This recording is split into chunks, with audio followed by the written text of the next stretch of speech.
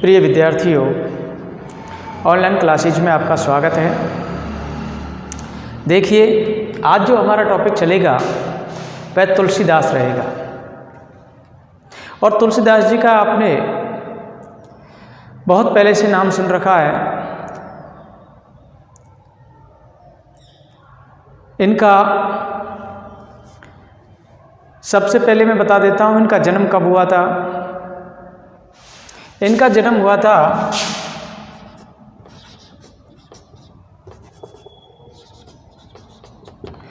सन 1540 ईस्वी में इनका जन्म हुआ था और मृत्यु हुई थी इनकी सन 1623 ईस्वी में।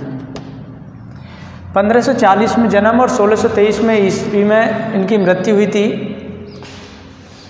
इनका जन्म स्थान कुछ लोग तो राजापुर मानते हैं और कुछ लोग मानते हैं सौरोजी। कहाँ पर? राजापुर या सौरोजी। और तुलसीदास जी ने, आपको पता है तुलसीदास जी भक्ति काल के सबसे लोकप्रिय कवि माने गए हैं और इन्होंने समन्वय की भावना का, तुलसीदास जी ने समन्वय की भावना को सबसे अधिक दिखाया है कि सभी में मेल मिलाप होना चाहिए, भाईचारे का संबंध होना चाहिए। तुलसीदास जी ने आदर्श रामराज्य की स्थापना के लिए राम और उनके परिजनों, सखाओं, सेवकों, भाइयों को आदर्श रूप में हमारे सामने रखा है।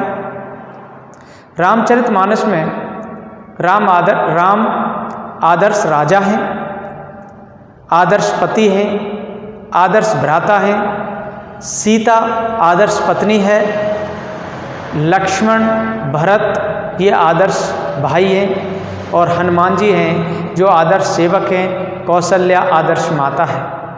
तो इसमें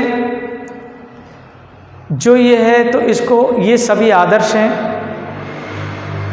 इनसे हमें शिक्षा लेनी चाहिए कि राम राज्य कितना सुखदायक था और अपने से बड़ों का कितना सम्मान करते थे, अपने से छोटों को कितना प्यार करते थे।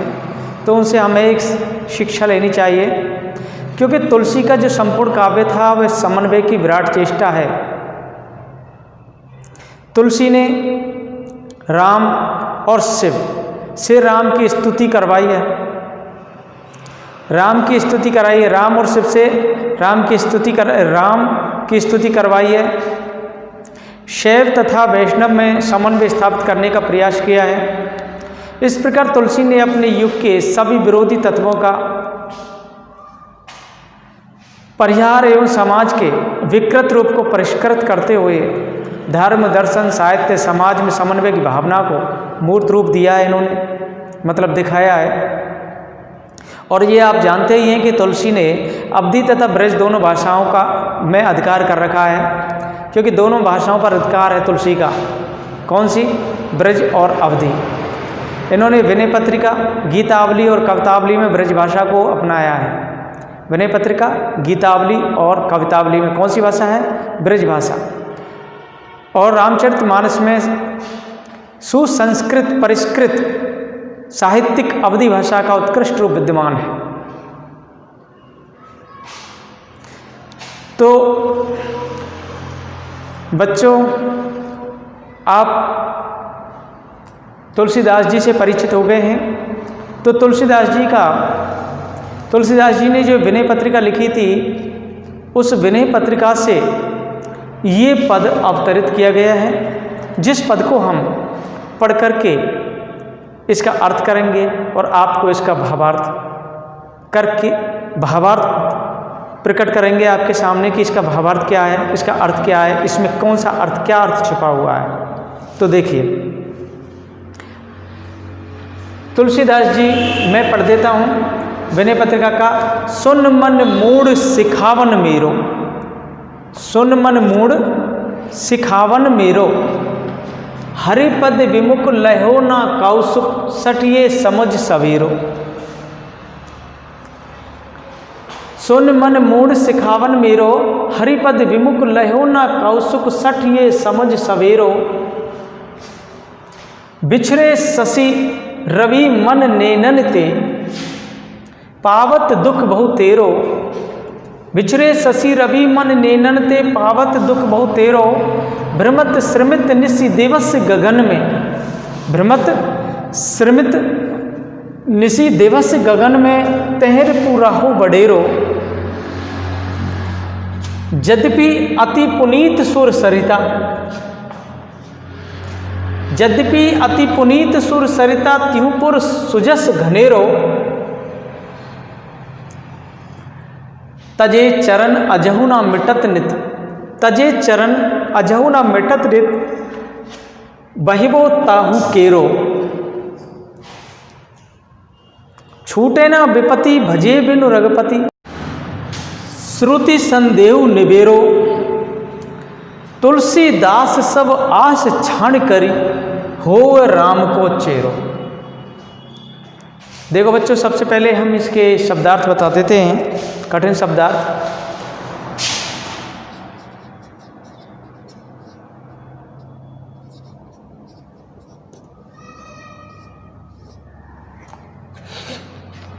मूड,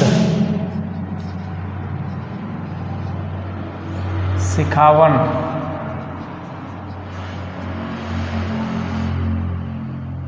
विमुख,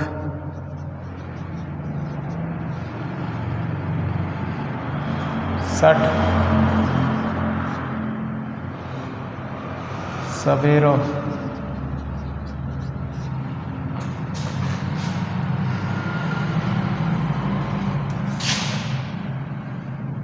श्रमित, भ्रमत,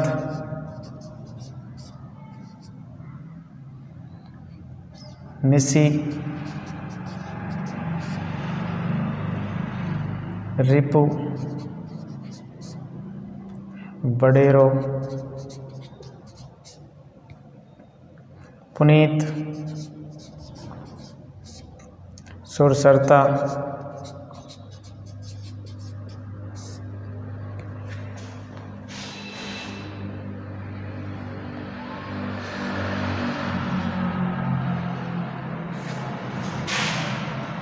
निबेरो, चेरो।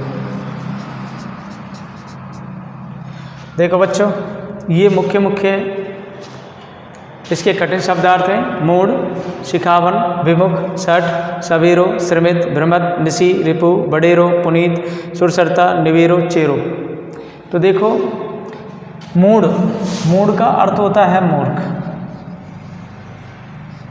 सिखावन माने शिक्षा देना, शिक्षा देना या सीख देना। विमुख माने विरुद्ध, खिलाफ। सठ माने मूर्ख।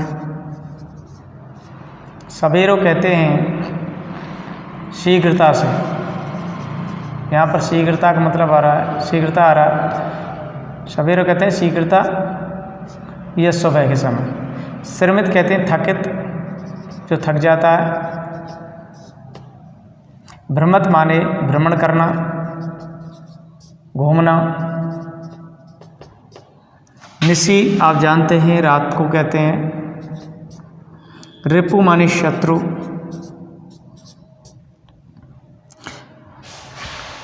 रिपु माने शत्रु। बडेरो माने बलवान।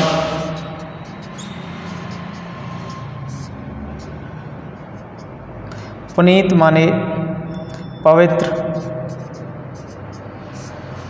सुरसरिता कहते हैं गंगा नदी को। निबेरो माने दूर करो, और चेरो माने सेवक या दास। देखो बच्चों, ये इसके कठिन शब्दार्थ हैं। मूढ़ माने मूर्ख। सिखावन कहते हैं शिक्षा देना, सीख देना। विमुख कहते हैं विरुद्ध। सठ माने मूर्ख। सवेरो कहते हैं शीघ्रता। श्रमित माने थकित। भ्रमत माने भ्रमण करना। निशि माने रात। रिपु माने शत्रु। बडेरो कहते हैं बलवान। पुनीत माने पवित्र, सुरसरता कहते गंगा नदी, निवीरो माने दूर करो, चेरो माने सेवक या दास। अब देखते हो, अब हम इसका अर्थ करके सुना देते हैं। सुन मन मूल सिखावन मेरो, हरिपद विमुख लहो ना कौसुक, सठ ये समझ सवेरो। प्रस्तुत पद गोस्वामी तुलसीदास द्वारा रचित विनय पत्रिका से उद्धृत किया गया है। इसमें तुलसीदास जी ने, ये जो पद है इसमें तुलसीदास जी ने अपने मन को समझाने के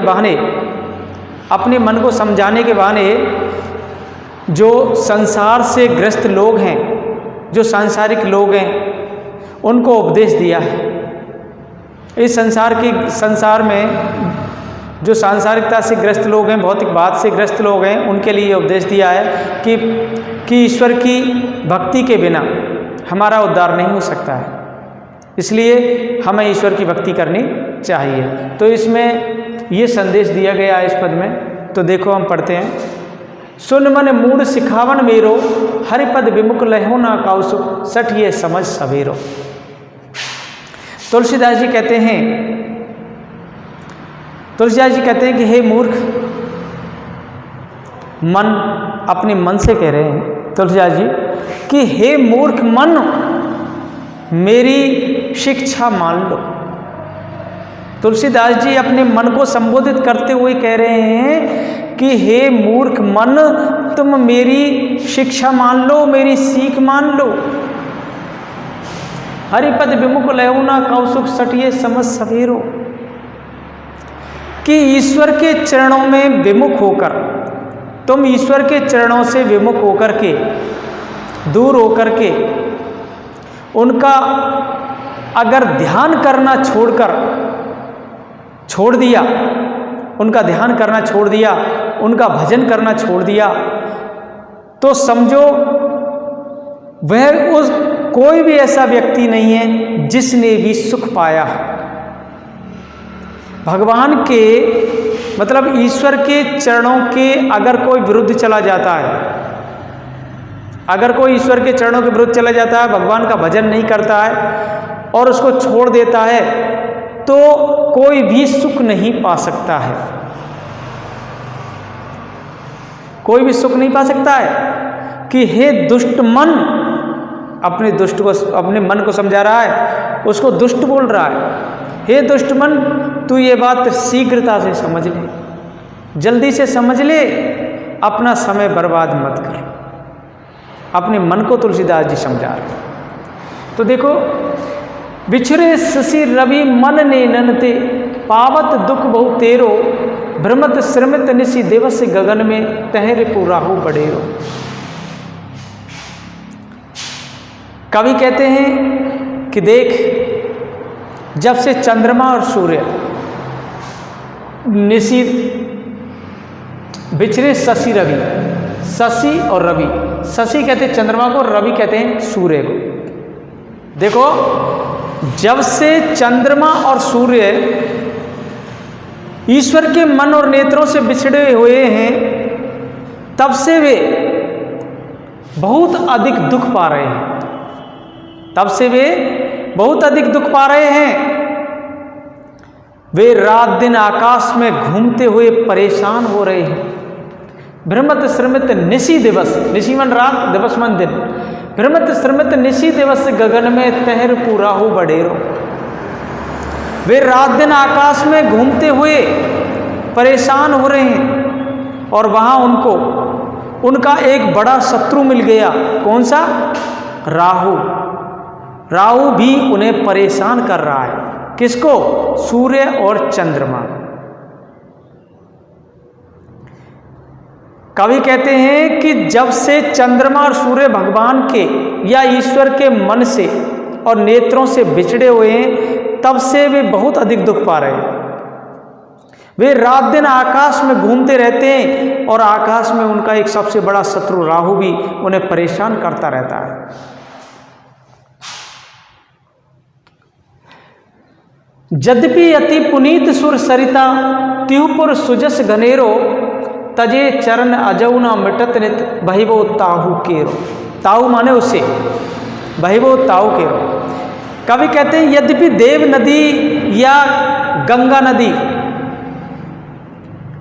यद्यपि गंगा नदी अत्यधिक पवित्र है, अत्यंत पवित्र है, उसका तीनों लोकों में ख्याति प्राप्त है, ख्याति है, उसकी तीनों लोकों में ख्याति है, यश मिला हुआ है उसे।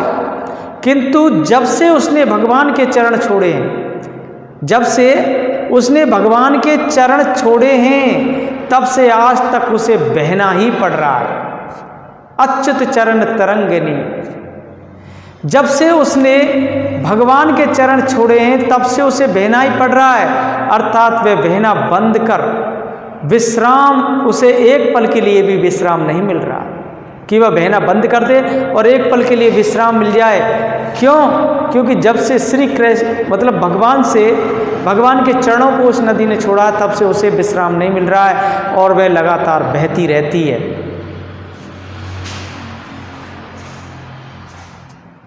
छुटे न विपति भजे बिन रघुपति, श्रुत सन देव निवेरो, तुलसीदास सब आस छाड़ कर होव राम को चेरो। देखो, भगवान श्री राम जिसको रघुपति कहा गया है, कहते हैं श्री राम का भजन किए बिना किसी की विपत्ति दूर नहीं होती है। भगवान श्री राम का भजन किए बिना कोई भी परेशानी दूर नहीं होती है और विपत्ति दूर नहीं होती है। वेदों में भी ऐसा ही लिखा हुआ है। इसलिए तुम्हें इस बात पर बिल्कुल भी संदेह नहीं करना चाहिए।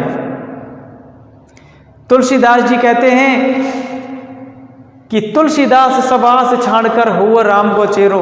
तुलसीदास जी कहते हैं कि हे मन, तू सभी प्रकार की आशा छोड़ करके, तू सभी प्रकार की आशा छोड़कर और किसी अन्य से उद्धार की कामना मत कर और श्री राम का तू भक्त बन जा। उनकी सेवा शुश्रूषा कर, उनका भजन कर, उनकी आराधना कर, उनकी पूजा कर, तभी तेरा उद्धार हो सकता है। तो देखो, तुलसीदास ने अपने मन को समझाने के बहाने इन सांसारिक लोगों को भी समझाया है। इसमें जो सूर्य, चंद्रमा, गंगा नदी, इनके उदाहरण दिए गए हैं तथा वेदों को भी प्रमाण किया गया है, प्रमाण माना गया है कि श्री राम की परमेश्वर रूप में भक्ति करने का संदेश भी उसमें व्यक्त किया गया है कि श्री राम की भक्ति करने से ही हमारा उद्धार हो सकता है। इसमें अनुप्रास, उदाहरण आदि अलंकारों का प्रयोग किया गया है और ब्रज भाषा का, इसमें ब्रज भाषा में ये पद रचित है। धन्यवाद।